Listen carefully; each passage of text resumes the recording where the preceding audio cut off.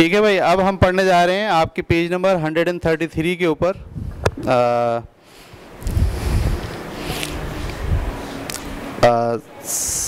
نظم ہے دنیائے اسلام.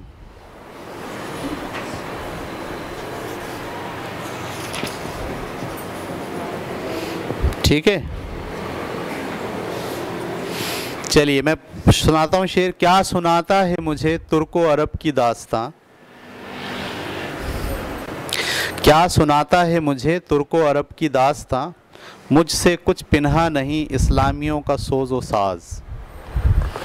ٹھیک ہے، دو بڑی آپ کی اسلام کے اندر جب صحابہ اکرام نکلے، حضور صلی اللہ علیہ وسلم کی وصال کے بعد صحابہ اکرام نے اس اسلام کو پوری دنیا میں پھیلایا. صحیح ہے، اس طرف بھی، مشرق کی طرف بھی اور یورپ کی طرف بھی. ٹھیک ہے، تو پوری ایک سلطنت قائم ہو گئی تھی. آپ حیران ہوں گے حضرت عمر کے زمانے میں اسلام کی سلطنت اتنی بڑی تھی کہ پوری سلطنت میں ایک وقت میں رات نہیں ہوتی تھی. یعنی سلطنت کے کسی حصے میں دن ہے تو کسی حصے میں رات ہے. جیسے ہمارے پاکستان میں تو دن ہوگا نا، پورے پاکستان میں دن ہوگا، لیکن اتنی بڑی سلطنت تھی کہ بعض حصوں میں دن ہوتا تھا اور بعض حصوں میں، ہاں یہ حضرت عمر کے زمانے میں اتنی بڑی سلطنت. تو یہ کس نے پھیلائی تھی؟ عرب نے، عرب کے لوگوں نے. اچھا، اس کے بعد پھر کیا ہوا؟ پھر مسلمان آہستہ آہستہ ڈیمیج ہوتے گئے، ان کی یہ سلطنت ختم ہوتی گئی، حصے بکھرے ہو گئے، لوگوں نے الگ الگ جو ہے وہ اپنی تنظیمیں بنا لیں. تو آہستہ آہستہ یہ ڈیمیج ہوا. ڈیمیج ہونے کے بعد پھر دوبارہ سے یہ جو ابھی آپ لوگ ارطغرل غازی دیکھ رہے ہیں، ارطغرل آتا ہے نا، یہ دیکھ رہے ہیں، اس کا بیٹا تھا عثمان، اس نے پھر ایک سلطنت بنائی اسلامی بہت بڑی. تو یہاں تاریخ میں آپ کو دو بار نظر آئے گا اسلامی سلطنت بنتی ہوئی. ایک کس نے بنائی تھی؟ عرب نے. اور ایک کس نے بنائی؟ ترک نے بنائی، ترکیوں نے بنائی. ٹھیک ہے، خلافت عثمانیہ بولتے تھے اس کو. عثمان تھا نا لڑکا، تو اس نے ایک بڑی سلطنت بنائی جس نے پوری دنیا پر 600 سال حکومت کی. 600 سال سلطنت عثمانیہ جو ہے وہ چلی ہے، ترکوں نے جو بنائی تھی. ٹھیک ہے، تو اس کو دیکھیں، اس تاریخ کو کہہ رہے ہیں ایک لائن میں. کیا سناتا ہے مجھے ترک و عرب کی داستاں، تم مجھے کیا سنا رہے ہو ترک کی اور عرب کی داستاں، مجھ سے کچھ پنہا نہیں اسلامیوں کا سوز و ساز. یعنی مسلمانوں کا جو سوز کا مطلب غم اور ساز کا مطلب خوشی، مجھ سے مسلمانوں کا گزرا ہوا خوشی کے دن اور غم کے دن کچھ بھی پنہا نہیں ہے، کچھ بھی چھپے ہوئے نہیں ہیں، میں سب جانتا ہوں. یہاں سے شروع کی نظم. اصل میں نظم تو کہیں اور سے شروع ہوئی ہے، نظم بہت بڑی ہوگی. یہ کچھ منتخب اشعار ہیں جو آپ کی کتاب میں لکھ دیے گئے ہیں. حکمت مغرب سے ملت کی یہ کیفیت ہوئی، ٹکڑے ٹکڑے جس طرح سونے کو کر دیتا ہے گاز. گاز کا مطلب کیا ہوتا ہے؟ قینچی. ٹھیک ہے، گاز کا مطلب کیا ہوتا ہے؟ قینچی. میں دیکھ لیتا ہوں ایک بار اور. جی، گاز کا مطلب قینچی.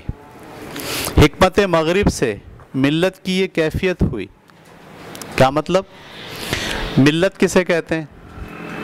پوری دنیا میں جو مسلمان ہیں وہ ایک ملت ہیں.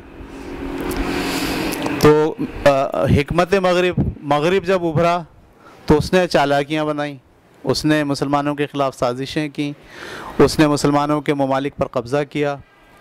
ٹھیک ہے، اور وہ ایک نئی چیز لے کر آیا. دیکھیے، پہلے ہمارے ہاں یہ تصور تھا کہ جو بھی کلمہ پڑھنے والا ہے وہ مسلمان ہے، وہ پوری دنیا میں جہاں پہ بھی مسلمان ہیں وہ ایک ملت ہیں، چاہے وہ ایران میں رہتے ہوں، چاہے وہ افغانستان میں رہتے ہوں، چاہے کہیں پہ بھی رہتے ہوں، وہ ایک ملت ہیں. ٹھیک ہے، اور وہ سارے ممالک ایک ملک ہیں جس کو بولیں گے ملت اسلامیہ. اچھا، جب یہ انگریز آئے، انہوں نے اقوام متحدہ بنائی، انہوں نے جو ہے وہ اور دیگر فلسفے لے کر آئے دنیا کے اندر. تو انہوں نے کہا بھائی یہ جو ملک ہوں گے یہ قومیت کی بنیاد پر ہوں گے. کس کی بنیاد پر ہوں گے؟ ہاں قومیت. قومیت کیا؟ ایک زبان بولنے والے، ایک کلچر والے، ایک نسل کے لوگ جس خطے میں رہتے ہیں وہ خطہ ان کا ملک ہوگا.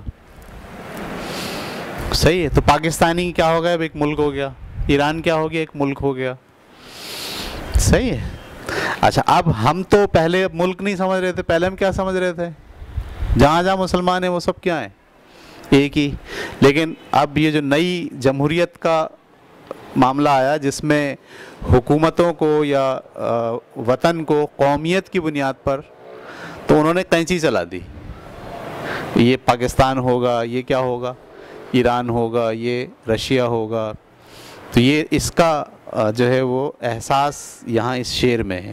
حکمت مغرب سے ملت کی یہ کیفیت ہوئی. ہم ایک تھے پورے اتنے بڑے، لیکن مغرب کے لوگوں نے کیا کرا؟ چالاکی سے یہ کیفیت کر دی. کیا کر دی کیفیت؟ ٹکڑے ٹکڑے جس طرح سونے کو کر دیتا ہے گاز. جیسے قینچی چلاؤ سونے کے ورق کے اوپر تو وہ کیا ہو جاتی ہے؟ ٹکڑے ٹکڑے ہو جاتی ہے. شعر سمجھ میں آ گیا؟ آپ دیکھیے شعر کے اندر فہم کتنا بڑا ہے. دو مصروں کے اندر کیا بات بیان کر دی کہ ملت کی حکمت کچھ اور تھی اور آج مغرب کی حکمت کچھ اور ہے. آگے ہو گیا مانند آب ارزاں مسلمان کا لہو. ہو گیا مانند آب. مانند آب کا مطلب پانی کی طرح، ارزاں سستا، مسلمان کا لہو مسلمان کا خون پانی کی طرح سستا ہو گیا. ہو گیا مانند آب ارزاں مسلمان کا لہو، مسلمان کا خون پانی کی طرح سستا ہو گیا. مضطرب ہے تو کہ تیرا دل نہیں دانائے راز. مضطرب ہے تو کہ تیرا دل نہیں دانائے راز. کیا مطلب ہے؟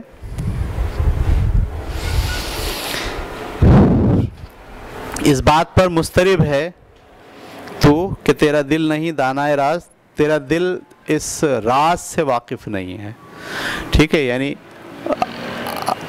بظاہر تو اچھا لگ رہا ہے پاکستان بن گیا، فلانا بن گیا، فلانا بن گیا، فلانا بن گیا، لیکن حقیقت میں کیا ہوا؟ حقیقت میں مسلمانوں کا خون ارزاں ہو گیا اور اس حقیقت سے تو واقف نہیں ہے. تیرا دل اس دانائے راز پر مضطرب نہیں ہے.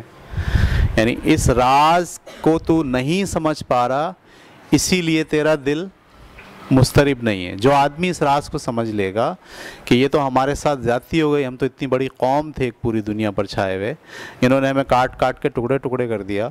ہم خوش ہو رہے ہیں کہ اب یہ ہمارا ملک ہے، یہ ترکی ہے، یہ انڈونیشیا ہے، یہ ملائیشیا ہے، یہ پاکستان ہے.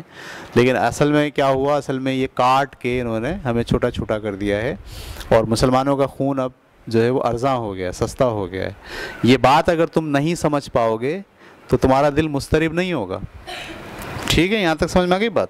آگے ربط و ضبط ملت بیضا ہے مشرق کی نجات. ربط و ضبط ملت یعنی جب تک ملت میں رابطہ ہے، ساری دنیا کے مسلمان ایک دوسرے سے جڑے ہوئے ہیں، مشرق کی نجات. تو اسی کے اندر مشرق کی نجات ہے. مشرق کسے کہتے ہیں؟ یہ جو ہمارے اسلامی سوچ ہے اس کو مشرق کہا جاتا ہے، عرب سے آئی ہے. اور مغرب کسے کہتے ہیں؟ امریکہ، انگلینڈ، فرانس، جرمنی، یہ سب کیا ہیں؟ مغرب. ان کو کہا جاتا ہے مغرب. تو مغرب کا فلسفہ الگ ہے، سوچ الگ ہے، وہاں کی حکومت کرنے کا انداز الگ ہے، وہاں کا کلچر الگ ہے، مشرق کا کلچر الگ ہے. تو ان دونوں کو ہمیشہ اردو ادب میں مشرق اور مغرب کہہ کے مخاطب کیا جاتا ہے. تو یہاں مخاطب کر رہے ہیں دنیا ربط و ضبط ملت بیضا ہے، یعنی ملت کا قائم ہونا ساری ملت کا ایک دوسرے سے جڑے رہنے سے ہے. اسی سے کیا ہوگی؟ مشرق کی نجات ہوگی. یعنی ہمارے ہاں کے لوگ ترقی کریں گے. ایشیا والے ہیں اس نقطے سے اب تک بے خبر. یہ بات ایشیا والوں کو سمجھ میں نہیں آ رہی. ایشیا والے ٹکڑے ٹکڑے ہونا چاہ رہے ہیں، حالانکہ ایشیا والوں کو چاہیے کہ وہ ٹکڑے نہ ہوں بلکہ اپنی ملت کو ملا کے رکھیں. ٹھیک ہے. ایک ہو مسلم حرم کی پاسبانی کے لیے، ایک ہو مسلم حرم کی پاسبانی کے لیے نیل کے ساحل سے لے کر تابہ خاک کاشغر. بڑا مشہور شہر ہے یہ، شعر ہے یہ. سارے مسلمان حرم کی پاسبانی کے لیے ایک ہو جائیں. حرم کا مطلب کعبہ، اس کی نگہبانی کے لیے ایک ہو جائیں. کہاں سے کہاں تک؟ نیل کے ساحل سے لے کے یہ رشیا کا ایک شہر ہے کاشغر، وہاں تک. تو سارے مسلمان ایک ہو جائیے، یہ اس شعر میں لکھا ہے. آگے چلیں. جو کرے گا امتیاز رنگوں خوں مٹ جائے گا. جو کرے گا امتیاز رنگوں خوں مٹ جائے گا. ترک خرگاہی ہو یا عرابی والا گوہر. خرگاہی کا کیا مطلب ہوتا ہے؟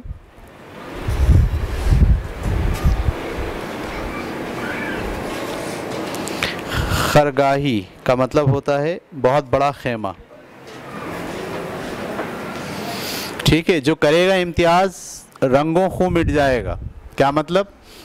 اگر مسلمان امتیاز کرنے لگ جائیں، بولے میں پاکستانی ہوں، میں ایرانی ہوں، میں افغانی ہوں، صحیح ہے، میں عربی ہوں، یہ امتیاز کر رہے ہیں، تو کہہ رہے ہیں جو کرے گا امتیاز رنگوں خون مٹ جائے گا.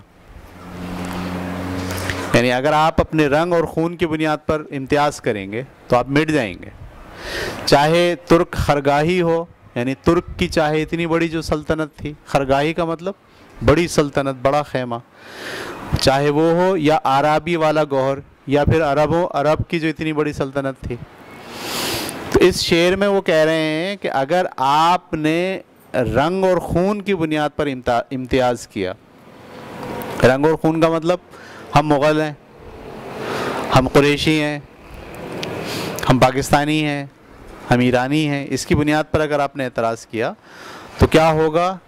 جس طرح ترک کا خیمہ ختم ہو گیا، جیسے عرب کا وہ گوہر ختم ہو گیا، ایسی تم بھی مٹ جاؤ گے. یہ شعر کا مطلب ہے. ٹھیک ہے. آگے. نسل اگر مسلم کی مذہب پر مقدم ہو گئی، نسل مذہب کے اوپر آ گئی. وہ کہتے ہیں ہماری پہچان کیا ہے؟ مذہب. لیکن اب ہماری پہچان کیا ہے؟ قوم، پاکستانی. تو یہ کہہ رہے ہیں نسل اگر مسلم کی مذہب پر مقدم ہو گئی، اڑ گیا دنیا سے تو مانندے خاک راہ گزر. تو تم سارے مسلمان دنیا سے ایسے ختم ہو جاؤ گے، ایسے اڑ جاؤ گے جیسے مٹی دھول اڑ جاتی ہے. تو یہ دیکھیے، یہ ان کا احساس ہے اس زمانے کا کہ جب پوری دنیا میں یہ کشمکش تھی. صحیح ہے. انگریز جو ہے پوری دنیا پر حکومت کرنے کے لیے ایک فلسفی لے آئے تھے، اور وہ فلسفی یہ تھی کہ بھائی جو قومیں ہیں جو نسل اور رنگ کی بنیاد پر اور زبان کی بنیاد پر ہیں، ان کو ایک الگ وطن دے دیے جائیں. اس سے پہلے جو ہے وہ یہ نہیں سوچا جاتا. اس سے پہلے کیا سوچا جاتا تھا؟ Empire, Islamic empire. وہ سارے جگہ جہاں جہاں مسلمان ہیں سب اسلامک امپائر ہے. وہ ساری جگہ جہاں جہاں عیسائی ہیں وہ کرسچن امپائر ہے، رومن امپائر. پہلے یہ تصور، رومن امپائر، ٹھیک ہے، ایرانی امپائر، مسلم امپائر. تو یہ تصور تھا. اچھا، جب یہ دوسری جنگ عظیم ہوئی، فرانس میں انقلاب آیا، یہ آپ تاریخ پڑھیں گے تو آپ کو اندازہ ہوگا. دوسری جنگ عظیم میں قومیں ایک دوسرے سے لڑنے لگ گئیں، ملک ایک دوسرے سے لڑنے لگ گئے، اور ساری دنیا میں جنگ چل گئی. تو پھر جو مغرب کی اقوام تھی، انہوں نے بولا بھائی کیا ایسا طریقہ اور فارمولہ بنایا جائے کہ ہم سب لوگ امن سے رہیں. تو انہوں نے یہ فارمولہ بنایا کہ بھائی یہ اتنی بڑی بڑی امپائر جو ہے نا، یہ کام نہیں کریں گی، ہمیشہ ایک دوسرے سے لڑیں گی.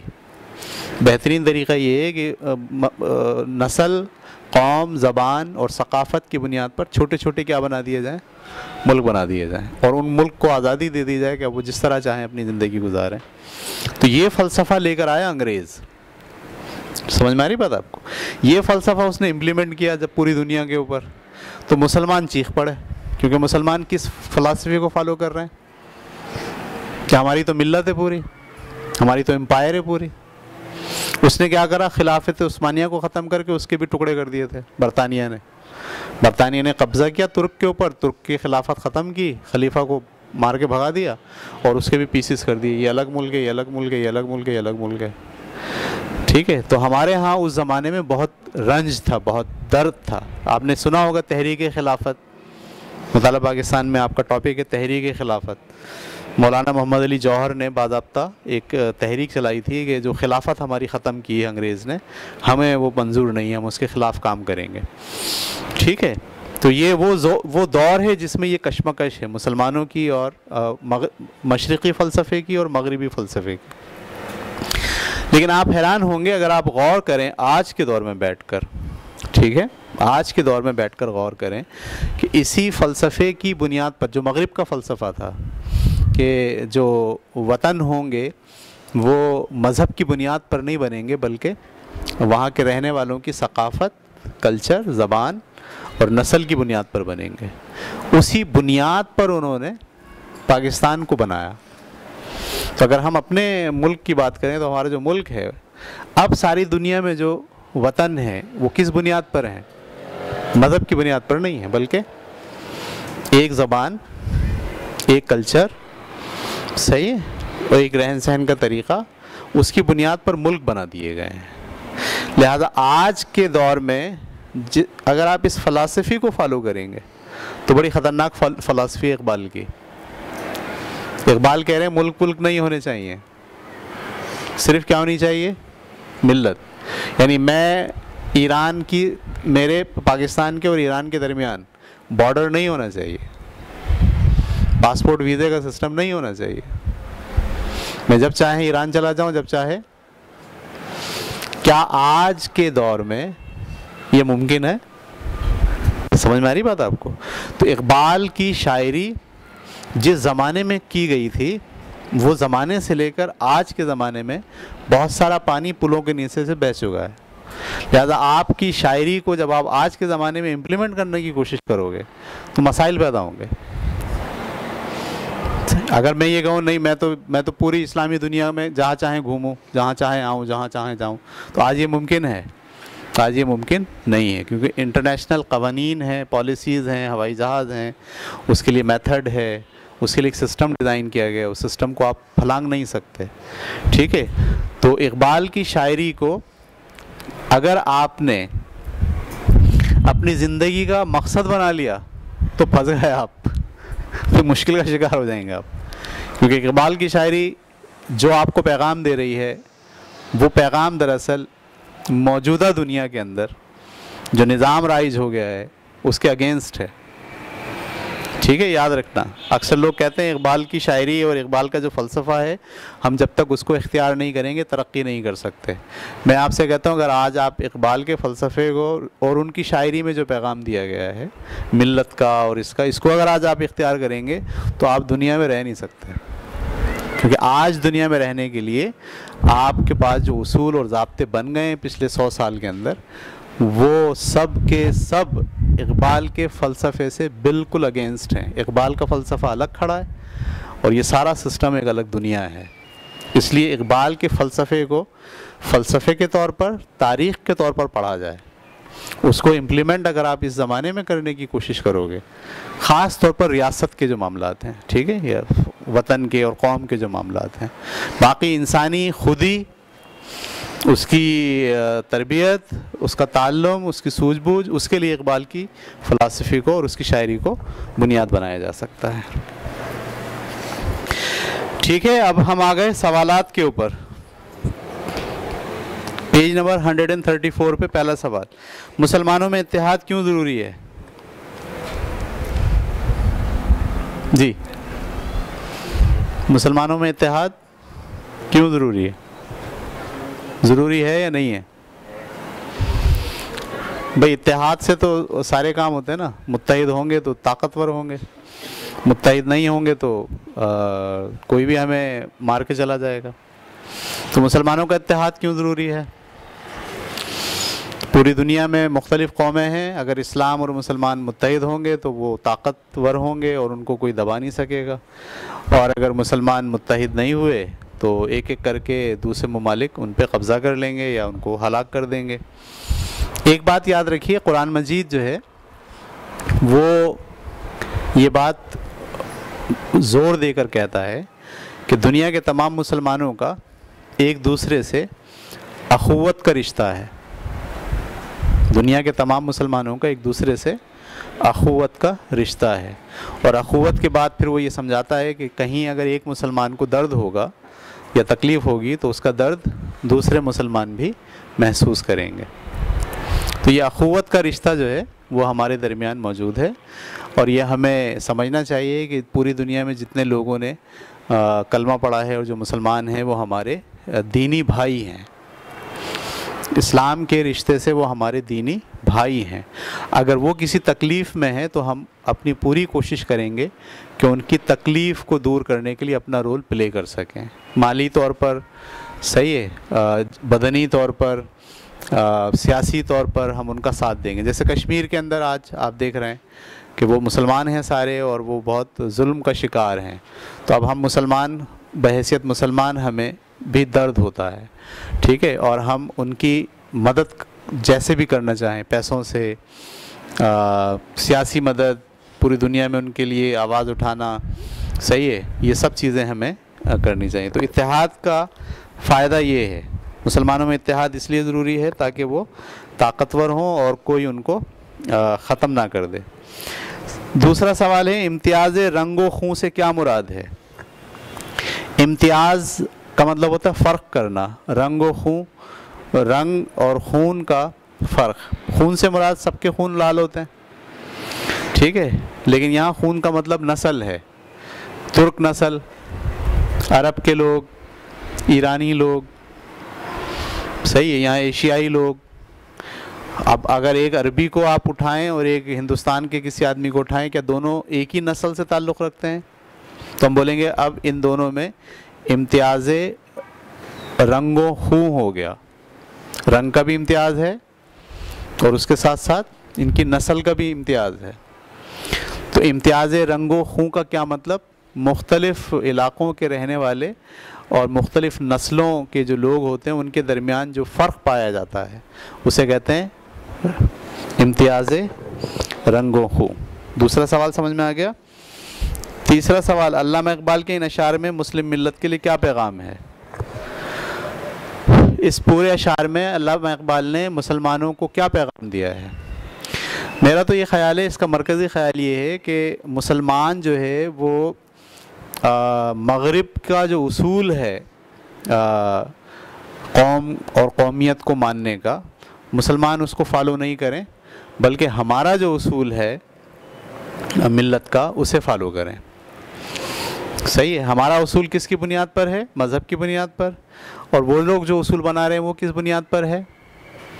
ثقافت، لینگویج، کلچر، اس کی بنیاد پر قومیں بنا رہے ہیں، اور ہم کس بنیاد پر قوم بنے ہوئے ہیں؟ ٹھیک ہے، یہ جو ہے میسج ہے۔ کیا میسج ہے؟ کہ مغرب قومیت کی جو بنیادیں کہہ رہا ہے اس پر یقین مت کیجیے، بلکہ ہمارے پاس مذہب کی بنیاد پر قوم بنتی ہے اس پر یقین کیجیے۔ یہ پیغام ہے اس پوری نظم کا۔ مغرب جن بنیادوں پر قوم تشکیل دے رہا ہے اس پر یقین مت کیجیے، ہمارے پاس مشرق میں مذہب کی بنیاد پر قوم بنتی ہے اس پہ یقین کیجیے۔ یہ بات آپ کی سمجھ میں آ گئی؟ علامہ اقبال اس نظم میں یہ والا پیغام دے رہے ہیں۔ چلیے جی، اگلا سوال، درج ذیل الفاظ و تراکیب کے معنی بتائیے۔ پنہا، کیا مطلب ہوتا ہے پنہا؟ چھپا ہوا۔ پنہا کا مطلب مجھ سے کچھ پنہا نہیں ہے، مجھ سے کچھ چھپا ہوا نہیں ہے۔ حکمت مغرب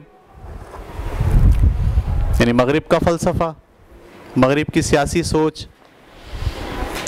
ٹھیک ہے، آپ لکھتے جائیں چھوٹا چھوٹا کہیں تاکہ آپ کو یاد رہے۔ پنہا کا مطلب چھپا ہوا، اور حکمت مغرب کا مطلب مغرب کی سیاسی سوچ۔ گاز، قینچی چلانا، ٹکڑے ٹکڑے کرنا، ٹھیک ہے۔ دانائے راز، راز کا جاننے والا، دانائے راز، راز کا جاننے والا۔ اس کے بعد ہے ملت بیضا، پوری دنیا کے مسلمان مجموعی طور پر جو ایک قوم ہے اسے کہتے ہیں ملت بیضا. پوری دنیا کے مسلمان یہ معنی ہوں گے ملت بیضا کے. ٹھیک ہے. کوشچن نمبر 3 پر آ گئے ہم. درج ذیل اشعار کی وضاحت کیجیے. حکمت مغرب سے ملت کی یہ کیفیت ہوئی، ٹکڑے ٹکڑے جس طرح سونے کو کر دیتا ہے گاز. یہ سمجھ میں آیا تھا شعر آپ کو؟ یعنی مغرب کے فلسفہ جو ہے وطن بنانے کا، ملک بنانے کا، اس سے یہ ساری کیفیت ہوئی ہے. بالکل ایسے جیسے سونے کے ورق کو آپ قینچی سے کاٹیں تو ٹکڑے ٹکڑے ہو جاتا ہے. ٹھیک ہے. اس کے بعد دوسرا شعر کیا ہے؟ نسل اگر مسلم کی مذہب پر مقدم ہو گئی. نسل اگر مسلم کی مذہب پر، سمجھ رہے ہیں آپ بات کو؟ یعنی ہم تو مذہب کو مقدم سمجھ رہے ہیں، اور یہ جو مغربی حکمت ہے یہ کس کو مقدم سمجھ رہی ہے؟ نسل کو. تو اگر ایسا ہو گیا تو کیا ہوگا؟ اڑ گیا دنیا سے تو مانند خاک رہ گزر. تو مسلمانوں کی حیثیت ایسی ہو جائے گی کہ وہ جیسے راستے کی خاک ہیں اور ادھر ادھر اڑ گئے ہیں. یہ معنی تھے اس شعر کے. سوال نمبر 4. درج ذیل بیانات میں سے درست پر نشان لگائیے. الف، ملی اتحاد کے لیے تعصب نقصان دہ ہے. صحیح بات ہے غلط بات ہے؟ ملی اتحاد کے لیے تعصب نقصان دہ ہے. تعصب کسے کہتے ہیں؟ فرق کرنا. وہ مہاجر ہے، وہ سندھی ہے، وہ بلوچ ہے، وہ پٹھان ہے، اس کو کیا کہتے ہیں؟ تعصب. تو اگر تعصب ہوگا تو اتحاد ہوگا. تو ملی اتحاد کے لیے تعصب کیا ہے؟ نقصان دہ ہے. جملہ بالکل صحیح ہے. سمجھ میں آیا جملہ؟ اگلا جملہ، قومی ترقی کے لیے اتحاد کی کوئی ضرورت نہیں. غلط ہے. قومی ترقی کے لیے اتحاد کی ضرورت ہوتی ہے. اگلا شعر اور اگلا جملہ، نظم کے ان اشعار میں قوافی ہیں مگر ردیف نہیں. دیکھیے آپ، کیا ردیف ہیں اس میں؟ جی نہیں، ردیف اس میں نہیں ہے، صرف قافیاں ہیں. ساز، گاز، راز، خبر، کاشغر، ٹھیک ہے، گوہر، رہ گزر، صرف کیا ہیں؟ قوافی ہیں، ردیف نہیں ہے. یہ جملہ بالکل درست ہے. گاز سونے کے ٹکڑے جوڑ دیتا ہے، جوڑ نہیں دیتا بلکہ کاٹ دیتا ہے. یہ جملہ غلط ہے. ملت بیضا کے ربط و ضبط میں مشرق کی نجات ہے. جی ہاں صحیح ہے یہ. ٹھیک ہے. اب ہم آ گئے سوال نمبر 5 پر. اپنی کتاب کی دوسری نظموں یا غزلوں کے 5 اشعار لکھ کر ردیف اور قافیے کی نشاندہی کریں. دیکھیے یہ جو نظم ہے اس میں تو ردیف ہے ہی نہیں، تو آپ کوئی سی بھی دوسری نظم اٹھائیے جس میں قافیہ بھی ہو اور ردیف بھی ہو. ابھی ہم نے کل جو سبق پڑھا تھا برسات کا تماشا، اس میں آپ دیکھیے کہ ردیف بھی ہے اور قافیہ بھی ہے. تو وہاں سے آپ 5 اشعار لے لیجئے اور بتا دیجئے کہ اس میں سے یہ قافیہ ہے اور یہ ردیف ہے. سوال نمبر 6. درست جواب پر نشان لگائیے. اس نظم میں نیل سے مراد کیا ہے؟ ندی، نیلا رنگ، دریا یا جھیل؟ دریا، دریائے نیل کو کہا گیا ہے. نمبر ب. نظم دنیا اسلام سے سبق ملتا ہے کس چیز کا؟ نفاق کا، اتحاد کا، خوش اخلاقی کا یا جنگ کا؟ اتحاد کا. نمبر ج. اس نظم میں داستان سنانے کا ذکر ہے. ایران و توران کی، ترک و عرب کی، مشرق و مغرب کی، شمال و جنوب کی؟ ترک و عرب کی. ٹھیک ہے. جو داستان کی بات ہوئی تھی وہ کس کی ہوئی تھی؟ ترک و عرب کی. کاشغر شہر ہے عربستان کا، افغانستان کا، ترکستان کا یا چین کا؟ چین کا. ٹھیک ہے. اس کے بعد ہے جو امتیاز رنگ و خو کرے گا وہ باقی رہے گا، خوش رہے گا، مٹ جائے گا، ترقی کرے گا؟ مٹ جائے گا بھائی. جو رنگ و خو کا امتیاز کرے گا وہ مٹ جائے گا. ٹھیک ہے. لائیے چاک دیجیے گا، ایک ڈبہ ہوگا کہیں. اب ہمارا آخری ٹاپک ہے اس سبق کا. اس کے لیے لفظ استعمال کرنا ہے مجاز مرسل. مجاز مرسل یہ شاعری کی ایک ٹرم ہے. شاعری کی ایک ٹرم ہے. تو اس کو سمجھنے کے لیے دیکھیے ایک شعر لکھا ہے, توجہ دیجیے. نظارہ جہاں سے تر و تازہ رکھیے آنکھ, نظارہ جہاں سے تر و تازہ رکھیے آنکھ. کیا مطلب؟ پورے جہاں کے نظارے سے اپنی آنکھ کو تر و تازہ رکھیں. تفریح پارک میں سحر و شام کیجیے, یعنی آپ پارک میں جائیے صبح کے وقت بھی اور شام کے وقت بھی. اگر آپ پارک میں جا کے تفریح کریں گے صبح اور شام تو آپ دراصل پوری دنیا کا نظارہ کر لیں گے. یہ اس شعر کا مطلب ہوا. اب دیکھیے کیا لکھا ہے اس شعر میں. صرف پارک کی تفریح کر لینے کو سارے جہاں کا نظارہ کر لینا بتایا گیا ہے. حالانکہ پارک تو تمام جہاں کے باغوں کا صرف ایک حصہ ہے, کل جہاں نہیں. بس کل کے بدلے جز کا نام لے کر اسے کل سمجھ لینا مجاز مرسل کہلاتا ہے. کل کے بدلے جز کو لے کر, صحیح ہے, کل سمجھ لینا, یہ کہلاتا ہے شاعری میں مجاز مرسل. جیسے میں صرف اور صرف چند لوگوں کو جنہوں نے مجھے دھوکہ دیا ان کا دھوکہ کھا کر یہ کہوں ساری دنیا دھوکے باز ہے. صحیح ہے. کیا مجھ سے ساری دنیا نے دھوکہ کیا ہے؟ نہیں. کس نے کیا ہے؟ چند لوگوں نے کیا ہے.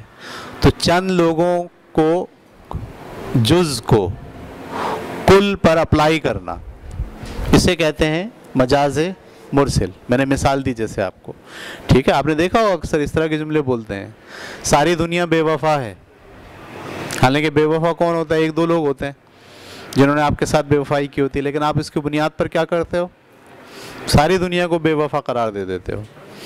تو اس طرح کے جو جملے اردو ادب میں استعمال کیے جاتے ہیں کہ آپ جز کو کی بنیاد پر جز کی اپلیکیشن کل پر کر دیں.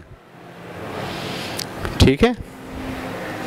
یعنی ہم یہ کہتے ہیں کسی نے آپ کے ساتھ اچھائی کی تو دو چار لوگوں نے اچھائی کی, اخلاق سے پیش آئے, تو آپ گھر میں آ کے بتاتے ہیں بھائی دنیا تو بہت زبردست جگہ ہے, سارے لوگ بڑے اخلاقی ہیں.